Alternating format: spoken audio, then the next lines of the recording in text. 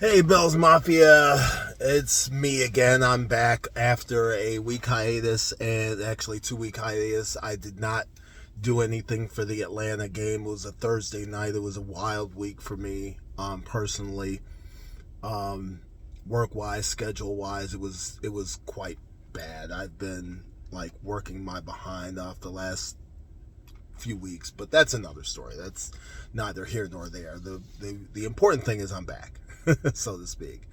Um, Today's game, the Carolina Panthers, starts in about 45 minutes, and the Bills are coming off of two straight losses, both pretty bad. The New England one was bad. I'm not gonna lie, that was bad, but the Atlanta one was even more distressing. And I say that because it was Atlanta, and the Bills were supposed to win that one. New England, we now know, hindsight, that New England is better than we thought they were going to be. I knew they were going to improve. I said at the beginning of the year they were going to improve, but they're better than we thought they were going to be. They're better than I thought they were going to be this year. Kudos to Mike Vrabel and Drake May is going to be good, folks. So get ready. It's going to be the Bills and the Patriots in the division. And I'm sorry, I'm going to say this. I think Mike Vrabel is a better coach than Sean McDermott.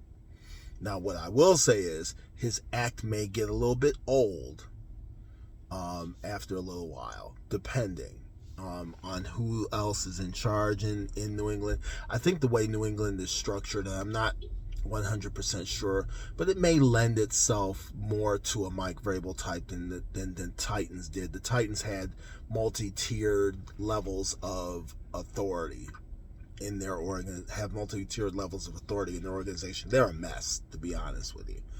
And they're still a mess. They were a mess then, they're a mess now. But Mike Vrabel is setting himself up to be a Bill Belichick type as far as leadership and how he runs how that organization is run. So he's going to be the de facto general manager of that organization, especially now because he's winning right off the bat. So that's going to be very interesting.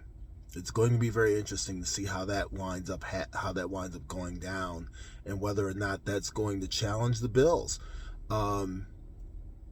And it's funny because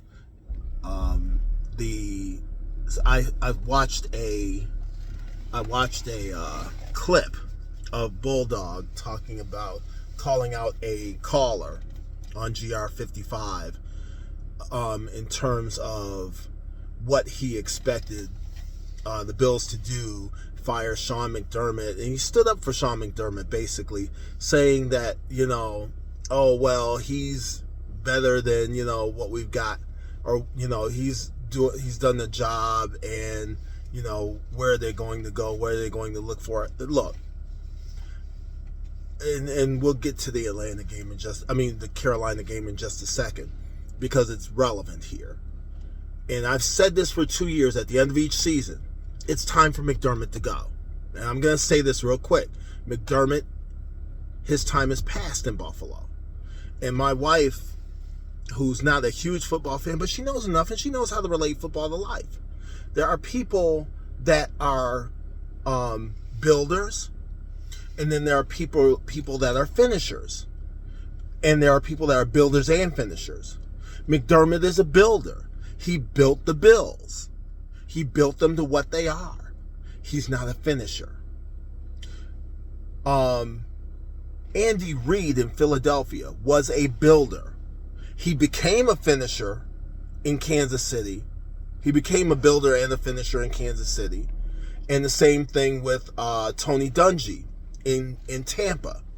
He was a builder in Tampa because he built that team up to where they were, and they became a Super Bowl winner under John Gruden. John Gruden's a finisher. He's not a builder, right?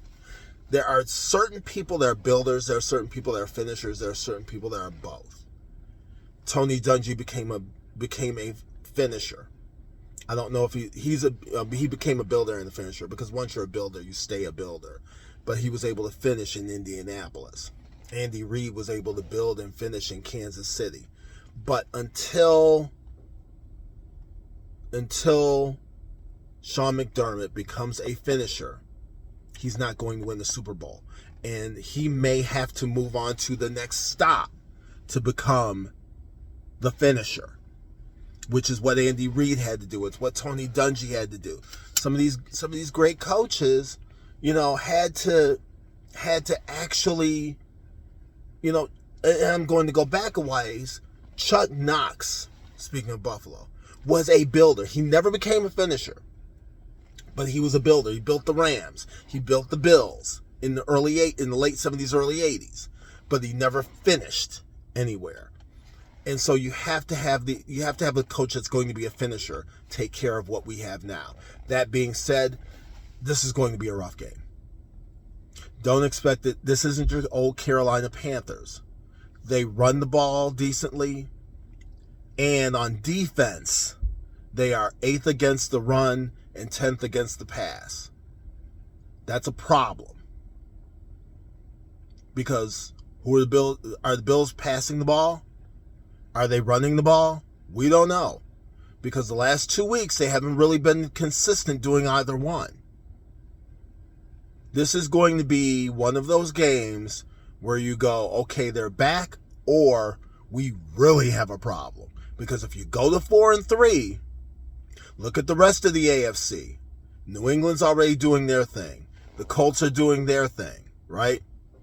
Jacksonville's also at 4-3, okay? Then you go to the West, you've got the Chargers. Then in the AFC North, in the West, you've got the Chargers and the Chiefs. And by the way, the Bills play the Chiefs next week. So if you go to 4-3 and playing the way you are, you're probably going to wind up 4-4 after next week. Now you really got a problem, right? How are you winning the division? Because the Patriots aren't going to be the Dolphins. So we have to win this game. This is a must-win, in my opinion. It's a must-win. I don't know if they're going to do it. I think they're going to do it. Sean McDermott is great after a bye, so I really believe this is going to be a week to at least get a win. I don't know what that's going to translate to down the road because it depends on how they do it. Okay? So be careful. Let's watch this, see what happens. My prediction, Bills 28, Panthers 24. Go Bills.